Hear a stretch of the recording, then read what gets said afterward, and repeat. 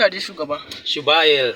Ya gajiya. Lafiya lau? Lafiya kalau To shugaba. madalla. Yawwa, inda ka gani wata tambaya ne ta kawo ni. Alright, ina jin ka. Mecece? Yanda kake ji, ni ma nake ji wannan kalma ta violence.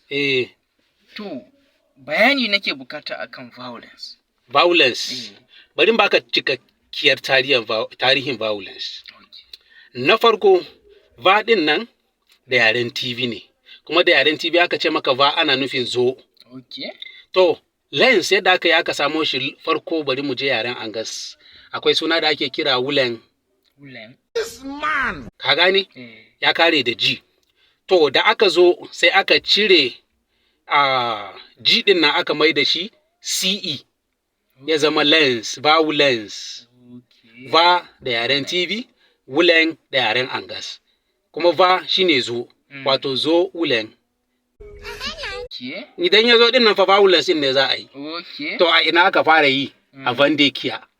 Sunan wani gari, ko in ce maka local government a Benue State. A gurin aka fara violence. Vandekiya.